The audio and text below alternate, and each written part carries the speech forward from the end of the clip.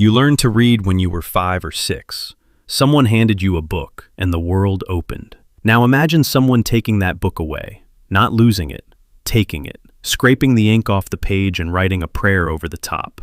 That is not a metaphor. In 1229, a monk did exactly that to the only surviving copy of a mathematical treatise that anticipated calculus 2,000 years before Newton. The text was erased, the knowledge, buried under liturgy, a treasure map etched in copper, listing 64 caches of temple gold worth billions in modern currency, locked behind a geopolitical conflict with no resolution. 900 manuscripts held hostage for 4 decades by a handful of academics who refused to share. 85 kilometers of shelves in a sovereign city-state where you need a master's degree, a letter of recommendation, and a dress code just to read a document older than your country. These are not legends. These are indexed, catalogued, physically real documents. And in every single case, someone decided you should not read them. On the 14th of April, 1229, a man named Ioannis Maronis, a priest in a monastery near Jerusalem, picked up a knife and began to scrape.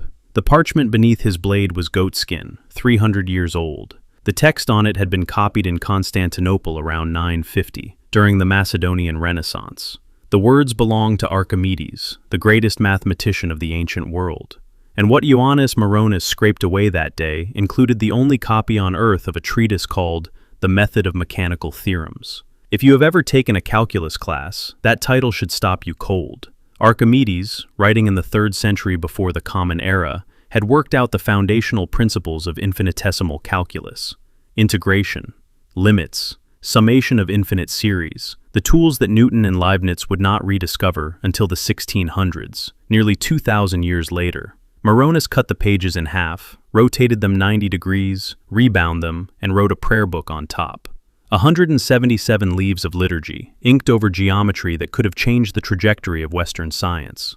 In 1906, a Danish philologist named Johann Ludwig Heiberg, armed with nothing more than a magnifying glass, visited Constantinople and recognized faint traces of Greek mathematics bleeding through the prayers. He transcribed what he could. His notes were the only record of the method for nearly a century. Then, the palimpsest vanished. It surfaced decades later in private hands, defaced further. A forger had painted fake medieval illustrations in gold leaf directly over the ancient text, as if to ensure no one would ever read it again.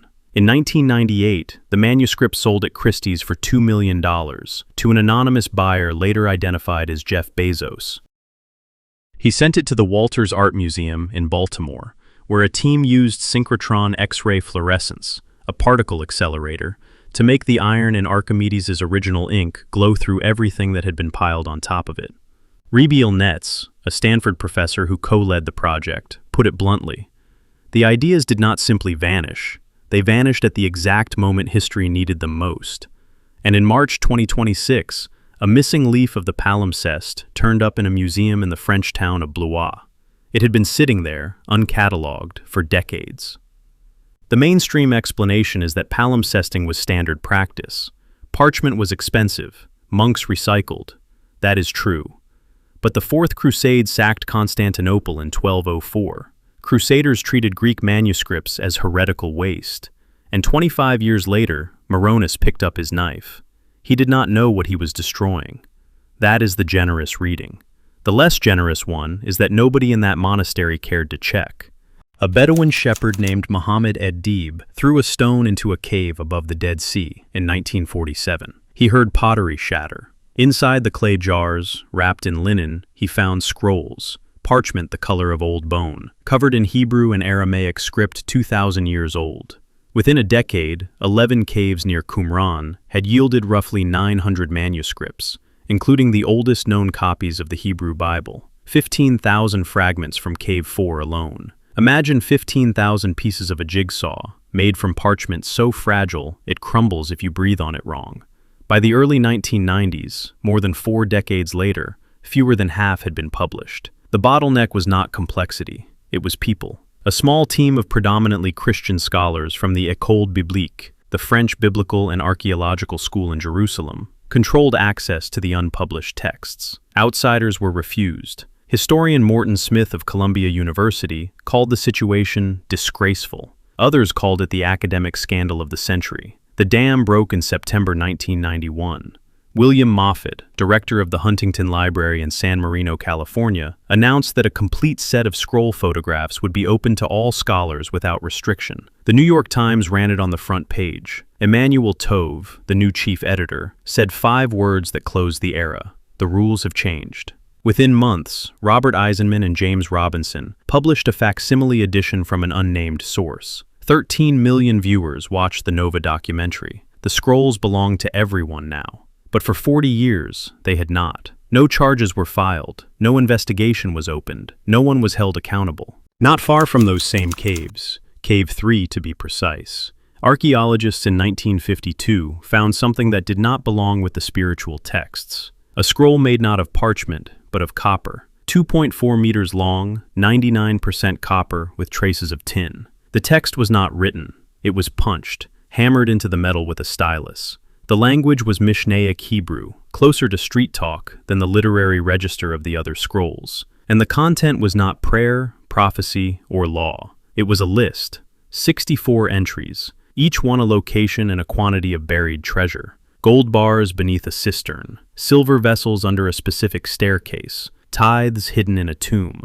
The instructions read like a man who knows every stone in Jerusalem by touch. In the drainage channel at the bottom of the cistern, in the cavity of the old house of tribute, on the chain platform, 65 gold bars, the language of an architect, not a poet. The total weight across all entries, roughly 4,600 talents, somewhere between 26 and 160 tons of precious metal. In modern currency, $1 to $3 billion. The scroll mentions sacred objects, the ephod of the high priest, ritual vessels, tithes. This was almost certainly the treasury of the Second Temple, hidden before Rome burned Jerusalem in 70 AD. In 1962, John Marco Allegro, one of the first to read the scroll, led an expedition to the described locations, including the tomb of Absalom. He returned empty-handed. His career never recovered. The last entry, number 64, mentions a duplicate of this document, with fuller explanations, buried in a specific pit. That duplicate has never been found. The scroll itself sits in the Jordan Museum in Amman. The sites it describes lie in what the Oslo Accords designated Zone C, disputed territory. Jordan has filed a formal complaint with the United Nations, claiming ownership of all Dead Sea Scrolls. Excavation at the supposed cache locations is politically impossible. A treasure map worth billions, etched in copper to survive the ages, frozen by a border dispute 2,000 years in the making. 85 kilometers. That is the distance from Rome to the town of Tivoli. It is also the total length of shelving inside the Vatican Apostolic Archive. 12 centuries of documents, papal bulls, diplomatic correspondence, trial transcripts, personal letters from kings and emperors and saints. Until 2019, it was called the Vatican Secret Archive, a name that fed conspiracy theories for generations. Pope Francis changed it. The word secretum had always meant personal, not hidden. But the renaming did not change the rules. You cannot walk in. You need at minimum a master's degree, a letter of recommendation from a recognized research institution, a formal dress code, even in August. You may request 3 items before noon. Photography is forbidden, and nothing dated after October 1958, the death of Pope Pius XII, is accessible at all. In 1810, Napoleon ordered the archives transported to Paris. Between a quarter and a third of the materials were lost in transit, not burned, simply gone, vanished somewhere on the road between Rome and France. An Italian historian in 1969 described the cataloging system as a vast, buried city, a Herculaneum drowned in the lava of time. The archive is not hiding exotic secrets, it is hiding ordinary ones at extraordinary scale. Every papal decision, every excommunication, every quiet diplomatic maneuver across more than a millennium. In 2002, John Paul II opened documents relating to the Vatican's dealings with Nazi Germany, the Pontificate of Pius XI, 1922 to 1939. The stated reason was to end what the Vatican called unjust speculation. The section containing personal files of cardinals from 1922 onward remains completely sealed. Deeper inside the same walls, behind the same doors, sits another archive. This one belonged to the Congregation for the Doctrine of the Faith. You may know it by its older name, the Holy Inquisition. For 700 years, these records were sealed: trial transcripts, interrogation protocols, sentencing documents. In 1998, Cardinal Joseph Ratzinger, who would later become Pope Benedict XVI, opened part of the collection. The push had started 2 decades earlier, when Italian historian Carlo Ginzburg sent a letter to the newly elected John Paul II, requesting access. Benedict later acknowledged that letter as the decisive catalyst. Among the documents, the complete trial of Galileo Galilei, the trial of Giordano Bruno, and the Index Librorum Prohibitorum, the Index of Forbidden Books, which operated from 1559 to 1966. 407 years of institutional censorship. Bruno spent 8 years in Inquisition prisons. When the sentence was read, he reportedly told his judges, "You deliver this verdict with greater fear than I receive it." On the 17th of February, 1600, he was burned alive on the Campo de' Fiori in Rome. His crime was teaching that the universe contained many worlds. The trial records survived. The Church kept meticulous notes, every question, every answer, every justification. And for centuries, they locked it all in a room and turned off the lights. I have spent a week staring at the timeline here, and what disturbs me most is not what is in those records. It is what was done so routinely that no one thought to question the filing system. In 1945, 2 years before the Dead Sea Scrolls, an Egyptian farmer named Muhammad al-Saman was digging near the base of a cliff called Jabal al-Tarif at Nag Hammadi in Upper Egypt. He struck a sealed clay jar, about a meter tall. Inside, 13 leather-bound codices, papyrus books written in Coptic script, smooth rounded letters in black ink on yellowed leaves, 52 texts, among them the Gospel of Thomas, the Gospel of Philip, the Gospel of Truth, the secret book of John, an entire alternative tradition of Christianity buried in sand for 1600 years. In this version, Jesus speaks of illusion and awakening, not sin and repentance. Self-knowledge is the path to God. The serpent in Eden is a symbol of divine wisdom, not temptation. Helmut Koester at Harvard dated some sayings in the Gospel of Thomas to the mid-1st century, potentially earlier than the canonical Gospels. The burial date is estimated around 367, the year Athanasius, Bishop of Alexandria, issued his Easter letter condemning non-canonical books and ordering their destruction. James Robinson, editor of the English translation, believed the codices belonged to a nearby Pachomian monastery. The monks buried them to save them. The Gnostic tradition was not merely forgotten. In the words of the Biblical Archaeology Society, it was virtually erased from history by early church fathers.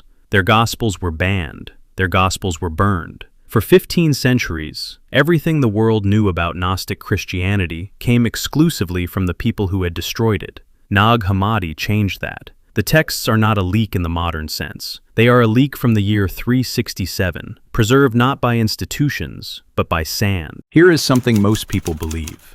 At the Council of Nicaea in 325, church leaders voted on which books would go into the Bible and which would be thrown out. Dozens of gospels, inconvenient, mystical, dangerously human, were struck from the record by committee. That never happened. The First Council of Nicaea was convened by Emperor Constantine to resolve the Arian heresy, a theological dispute about the divine nature of Christ. The canons of the council are available online. Not one of them mentions the composition of the Bible. Bart Ehrman, one of the world's foremost New Testament scholars, has stated this repeatedly. The council did not vote on the canon. So where did the myth come from?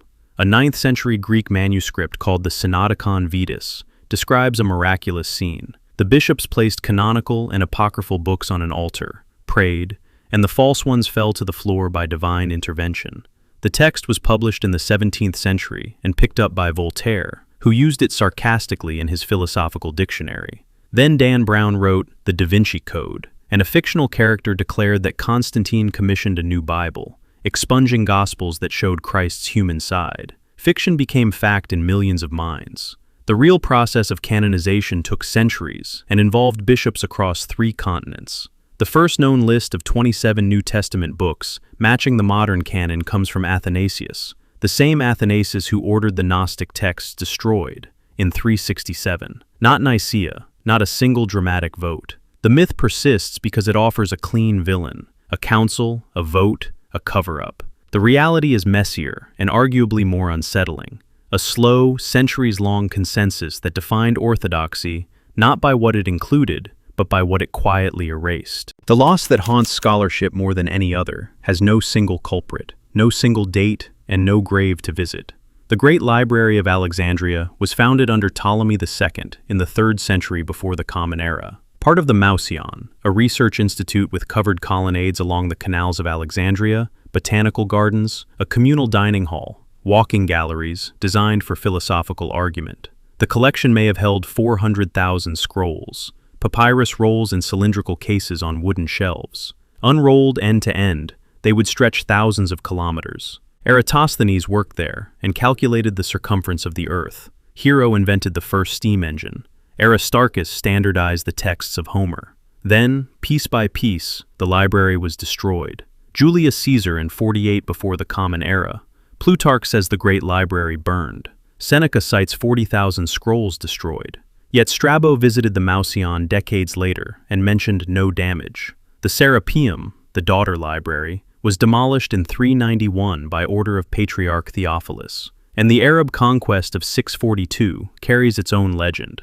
Caliph Umar allegedly declared that if the books agree with the Quran, they are unnecessary, and if they contradict it, they are heretical. Modern historians dismiss this account as a later invention. Historian Garrett Ryan offered the most precise eulogy. The great canonical works survived because copies existed elsewhere. What perished was the sediment. Commentaries, monographs, minor treatises, the entire residue of an extraordinarily refined literary culture. Not the headlines, the footnotes.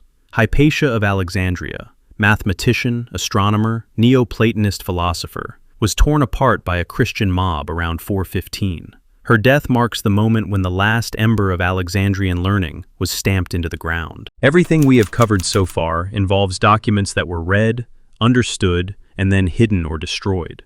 This next case is different. This document has been open for over a century. No one on earth can read it. 240 pages. Calfskin parchment, soft and slightly wavy.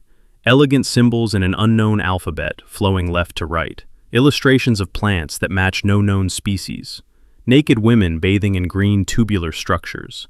Astrological diagrams with concentric rings. And 38,000 words, in a language that exists in no database, no archive, no linguistic record on the planet. The Voynich manuscript, named after Wilfrid Voynich, a Polish book dealer, who purchased it from Jesuits in 1912, has defeated every attempt at decryption. The United States National Security Agency tried during the Cold War. Alan Turing's colleagues tried. Modern artificial intelligence has tried. Radiocarbon dating at the University of Arizona in 2011 confirmed the parchment dates to 1404 through 1438. The ink is also 15th century. This is not a modern hoax painted on old skin. The earliest confirmed owner was Georg Baresch, a Prague alchemist who wrote to the Jesuit scholar Athanasius Kircher begging for help in the 1630s. Before Baresch, the manuscript may have belonged to Emperor Rudolph II, who allegedly paid 600 gold ducats, roughly $90,000 today. In January 2026, researcher Michael Greshko published a study in Cryptologia demonstrating a cipher system using playing cards and dice that transforms Latin and Italian text into output with near-identical statistical properties to the Voynich script. The manuscript is fully digitized and available through Yale's Beinecke Library. Anyone can look at it. No one can decode it. The document is not sealed by any government or institution. It is sealed by itself. A mound rises 76 meters above the plains near Xi'an, China. It once stood 115. Beneath it lies the tomb of Qin Shi Huang, the first emperor, the man who unified China, built the Great Wall, and standardized weights, measures, and the written script. He also ordered every book in his empire burned. In 213 before the Common Era, all philosophical, historical, and poetic texts were condemned. Only medical, agricultural, and divination manuals were spared. 460 Confucian scholars were reportedly buried alive. The Terracotta Army, over 8,000 individually sculpted warriors, each roughly 180 centimeters tall, each with a unique face, was discovered in 1974 by a farmer named Yang Jifa, who was digging a well. But the warriors are the outer edge of a complex covering 56 square kilometers. The central burial chamber has never been opened. Sima Qian, a historian writing in the 1st century before the Common Era, described what lay inside: rivers and seas of mercury, a ceiling set with gemstones to mirror the heavens, crossbow traps rigged to fire at intruders.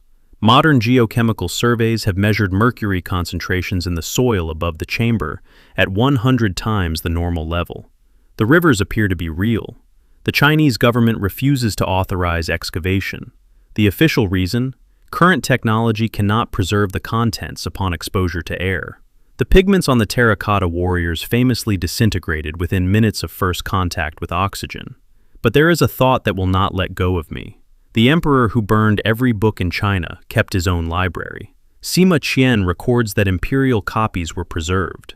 If those copies survived, sealed in mercury vapor for 22 centuries, then beneath that mound sits the largest collection of pre-imperial Chinese literature in existence, and no one is allowed to look. A monk scraped away calculus. Academics hoarded scrolls for 4 decades. An archive spanning 85 kilometers permits 3 document requests per morning. A treasure map is frozen by a border no one can redraw. Gospels were buried to survive the people tasked with protecting them. A library was burned not once, but until nothing remained except footnotes. A manuscript sits in full public view, mocking every codebreaker alive. And the tomb of the man who burned all the books may still contain those books. In every case, the pattern is the same. The people entrusted with knowledge became the reason it disappeared. Not invaders, not accidents, guardians. Most people hear the word classified and think of government agencies and redacted files. But the oldest classification system on Earth is not a rubber stamp. It is a locked door, a scraped page, a sealed jar, a mound of poisoned soil. You stayed until the end. That tells me something about you. It tells me you would rather know what is behind the door than accept the sign that says "Do not enter." So here is your question. Of everything we covered, from a scraped palimpsest to a mercury tomb, which document would you open first?